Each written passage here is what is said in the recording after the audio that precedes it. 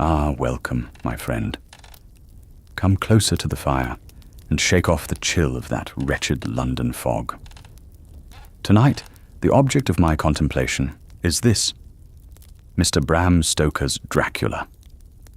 The public, in their usual shallow manner, dismiss it as a mere Gothic horror. But to my eyes, it is something far more profound, a fascinating case study in the fragile nature of the modern human psyche. Most readers allow themselves to be blinded by the supernatural terror of the Count.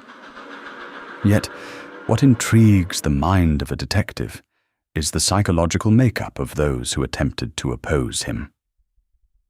Consider, for instance, the young solicitor, Jonathan Harker. Imprisoned in that desolate Transylvanian castle, his journal records a mind descending into absolute madness. But tell me, my friend, what was the true source of his terror? Was it merely the fanged predator? No, I think not. His true collapse occurred because his cherished modern reason and order proved utterly useless. A man raised within the neat, comforting cage of English law and Victorian common sense, suddenly cast into a vast, unmeasurable darkness. The human mind breaks easily from within when its reality is shattered.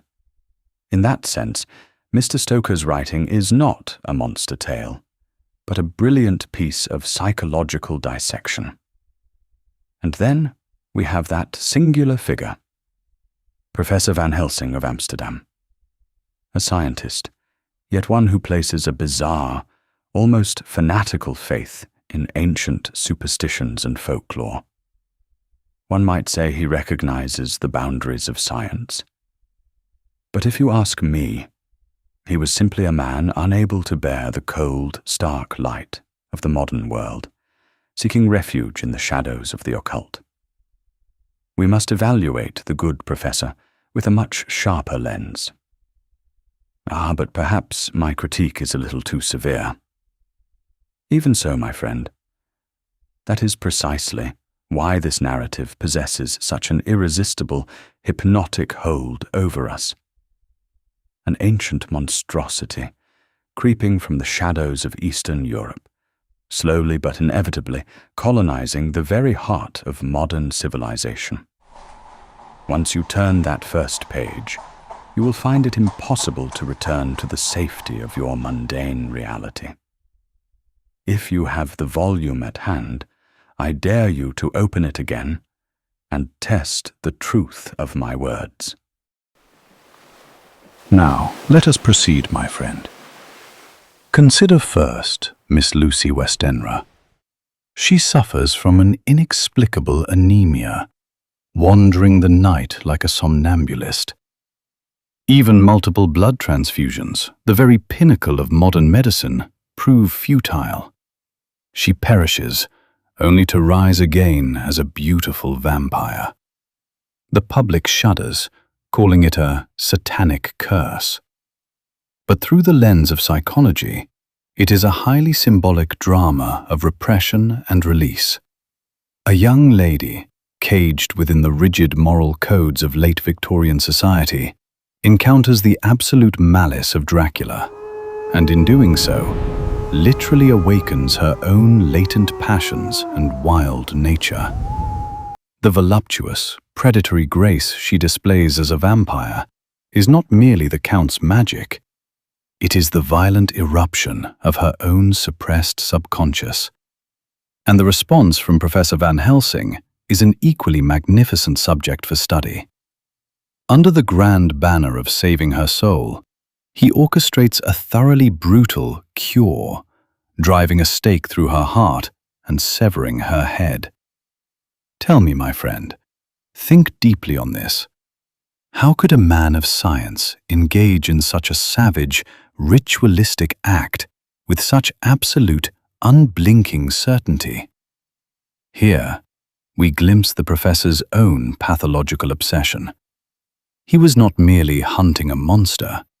He harbored a profound terror of a supernatural entity he could not comprehend, and a fierce desire to dominate the unbridled, feral shadow that Lucy had become.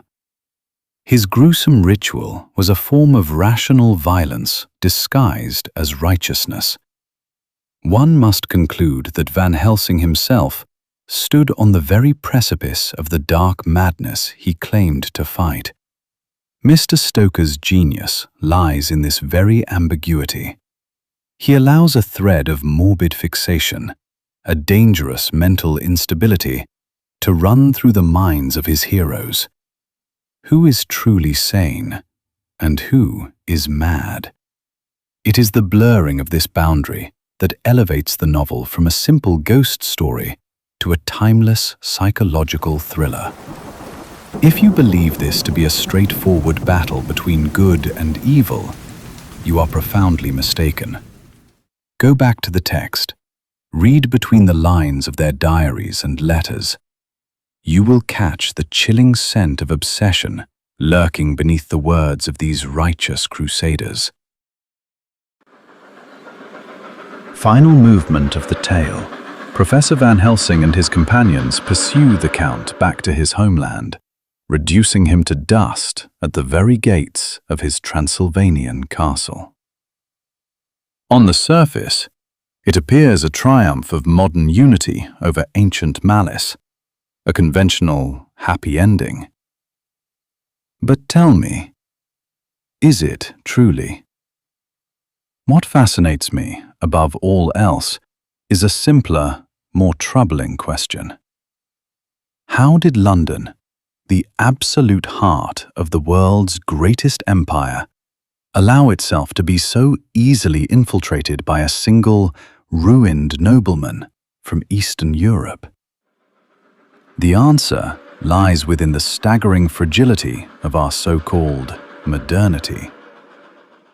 The London that Mr. Stoker depicts is a triumph of technology, filled with typewriters, telegrams, railways, and advanced medicine.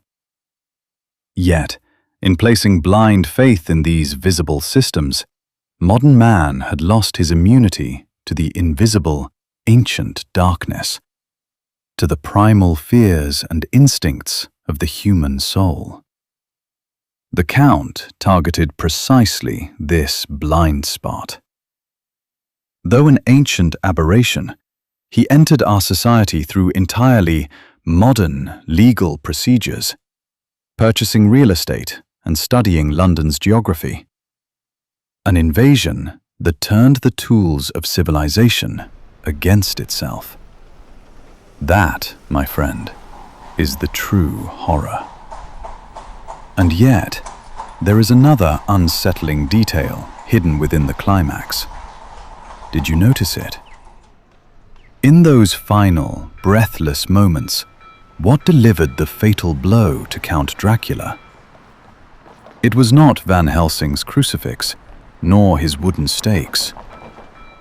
It was Quincy Morris's Bowie knife and Jonathan Harker's kukri. Near steel, forged by human hands. Why should a supernatural entity perish so abruptly by simple, physical violence? The irony Mr. Stoker weaves here is profound. The Count was not vanquished by righteous prayer, but by the raw, naked brutality of men pushed to their absolute limits. To conquer the darkness of the vampire, the Crusaders themselves had to discard their modern reason and descend into bloodthirsty savagery.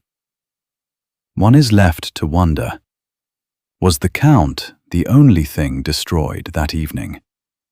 Or does a seed of his darkness still hibernate, silent and breathing, within the hearts of those who slew him? The dawn is breaking. Through the heavy mist, the cold London sun begins to show its face. My friend, having heard my analysis, I suspect the volume in your hands looks somewhat different now. It is far too dangerous, far too human, to be dismissed as a mere ghost story. Go on. Open the first page once more. You will find a completely different shadow of truth waiting for you.